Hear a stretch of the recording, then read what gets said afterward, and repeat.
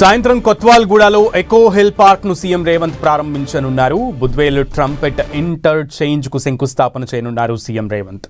75 కోట్ల వ్యయంతో 85 ఎకరాల్లో ఎకో పార్క్ రూపుదిద్దుకుంటుంది. విశాలమైన పచ్చిక బయళ్లు, పలు రకాల పక్షులు, పార్కులతో ఆకట్టుకునేలా ఎకో పార్క్ ఏర్పాటు చేయనున్నారు. హిమాయత్ సాగర్ వద్ద లేక్ వ్యూ ఫ్రంట్ పార్క్ గా కనువిందు చేయనుంది.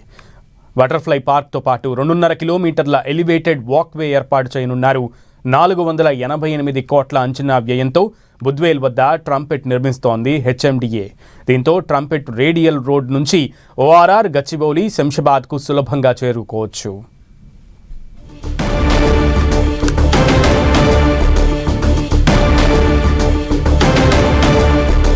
కొత్వాల్గూడకి సాయంత్రం రేవంత్ రెడ్డి చేరుకోబోతున్నారు. ఎకో పార్క్ నిర్మాణానికి సీఎం శంకుస్థాపన చేయబోతున్నారు.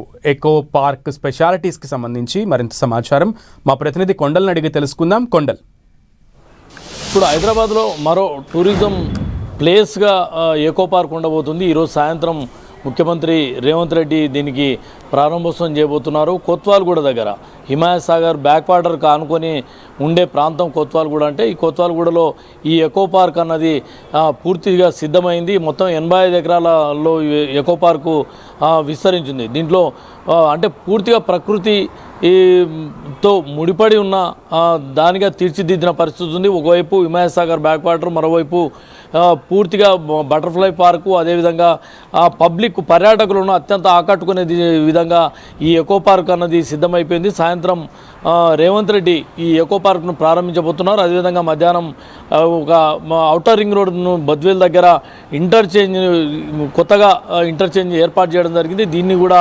ప్రారంభోత్సవం చేయబోతున్నారు. మొత్తానికి ప్రస్తుతం హైదరాబాద్ అంటాలకే ఒక చార్మినార్, అదేవిధంగా హైటెక్ సిటీ, ఇలా ఒక టూరిజం ప్లేసెస్గా గోల్కొండ ఇలా మిగిలిన. అయితే ఇప్పుడు ఈ కొత్తగా ఏర్పాటు చేసిన ఈ ఎకో పార్క్ అన్నది అత్యద్భుతంగా ఉండబోతుంది.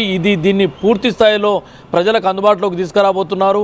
ఇప్పటికే ఇప్పటికీ హైదరాబాద్లో కొన్ని చెరువులు, కనుమరుగైన చెరువులన్నీ కూడా ఒక టూరిజం ప్లేసెస్గా ఎకోసిస్టమ్ను అక్కడ ఏర్పాటు చేసిన పరిస్థితి ఉంది. అదేవిధంగా ఓల్డ్ సిటీలో ఎల్లుండి బుమ్రకు ఉద్దవ్లో ఒక చెరువు, అంటే ఒక చారిత్రాత్మక నేపథ్యం ఉన్న చెరువు, అది పూర్తిగా ఇటీవల కబ్జాలకు గురైన పరిస్థితి ఉంది. హైడ్రా రంగప్రవేశంతో పూర్తిగా ఆ చెరువును పునరుద్ధరించారు. అది ఈ నెల 8వ తేదీన సీఎం రేవంత్ రెడ్డి ప్రజలకు అంకితం చేయబోతున్నారు. దాంతోపాటు కూకట్పల్లిలో కూడా ఒక నల్ల చెరువు, అది కూడా ఒక చారిత్రక ప్రాశస్త్యం ఉన్న చెరువు, దాన్ని కూడా పునరుద్ధరించారు. ఇప్పుడు ఈ ఎకో పార్క్ అన్నది కొత్వాల్గూడలో ఏర్పాటు చేసిన ఎకో పార్క్ అన్నది పూర్తిగా ఒక పర్యాటక కేంద్రంగా విరజిల్లే విధంగా అక్కడ ఏర్పాటు చేశారు. సాయంత్రం 5 గంటలకు సీఎం రేవంత్ రెడ్డి ఎకో పార్క్ను ప్రారంభించబోతున్నారు.